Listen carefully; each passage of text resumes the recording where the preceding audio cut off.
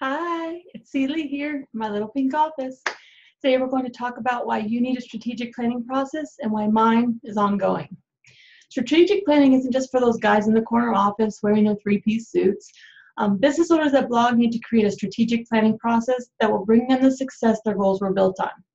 Preparation will always trump spontaneity when it comes to your business. Be organized and determined to create a better one. Unlike setting business goals where you dream up the success you want for your business as the end result, a strategic planning process will ensure that you meet these goals by preparing for and tracking the steps of achievement every single day. Your strategic planning process must include these 6 things. 1, a focused mindset. Organizing all of your goals and action steps is a task that requires intense focus. Get your mind around the fact that you're going to dig deep and go balls to the wall when planning. Lady balls, that is. Number 2, deep dive into the questions. How can I take my business up a notch? Do I need to? Do I want to? You have to drill down on the steps necessary to move the needle, which is why strategic planning is important. You also have to be sure that you want to grow your biz. If you're satisfied and don't need to grow any larger, then don't. Number 3, you need to have a knowledge of last year's results. Know your numbers. Don't waste 1 minute planning for the next quarter if you aren't sure where you're starting from. Organize metrics into your monthly routine, and you'll have a snapshot of your business at a moment's notice. Aim for like a 20% increase annually. It is completely doable. Number 4, Post-it notes, planners, and paper. Oh my! No matter what method you prefer for planning, you're going to need a lot of paper and writing utensils, Sharpies, pencils, highlighters. Something magical happens when you write out your tasks on paper. You'll remember to do them. Seeing your action plan in front of you keeps them accountable. Once it's written in a tangible place, schedule everything in your planner. Do not skip this step.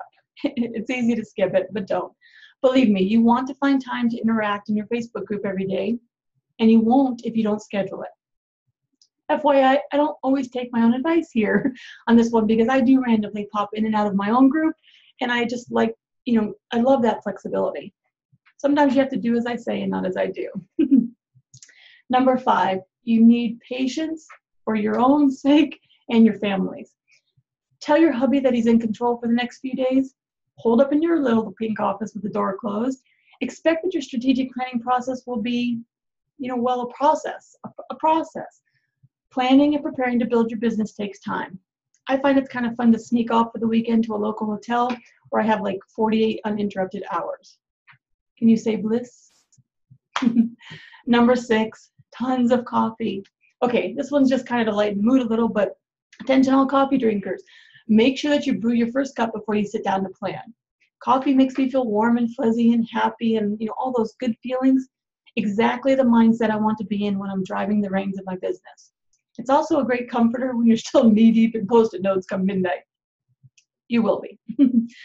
Your strategic planning process will require asking hard questions of your management and leadership style, a review of last year's goals and metrics. You need a large space to spread out and draw up your plans, complete participation and empathy from within, and a sneak peek of what your competitors are doing so that you can challenge yourself. Your strategic planning process is often going to evolve, so make sure you review the services you currently offer. Quarterly, annually, whatever feels right for you. Right now, I'm thrilled to be working with clients one-on-one, but I understand that eventually this type of service is going to cap my income. I'm going to hit a limit where I simply can't take on more, but obviously I'm not there yet. So if you'd like to work with me, feel free to check out my Work With Me page. But in order to grow my business, I'm going to have to focus more on passive income and group services. I offer these now, however, they're not my main source of earnings. So be sure to change up and enhance your services during your strategic planning process so that you can continue to grow in the future. Audit your current line of programs and packages. Even though you love to provide email coaching, make sure that it's something your clients really want. If you didn't have sales for the last quarter, perhaps it's time to eliminate that offer altogether. Or maybe just, if you really love it, add it to a higher priced premium offer. You know me, I love quarterly planning and executing, so spend time every few months, or at least annually, making sure you offer what your readers need. The good news is that during your audit, you may find that one shining star requested by most of your readers. So use the Pareto principle and focus your attention on promoting that package most of the time. I use the same idea when I'm on Facebook by promoting my signature programs the majority of the time. I figure that any potential clients will check out those links, and if it's not a fit for them at that time, then they'll dig around and find my other services. Can you imagine how hard it would be to constantly rotate promotion through all of your services? It's way too time consuming. For some, the answer is to only have one package to offer, but do whatever works best for your business. Be sure that you always create new sources of income. Readers of your blog will inevitably contact you with the questions that they have. I suggest keeping all of these notes in an email folder or a physical one to pull out during your process. Business owners need to give their clients what they want, or their clients will get it elsewhere. So use their questions to generate new paid packages and blog post content. It's a great way to sort of, sneak and get information as to what they want. Adjust your goals along the way.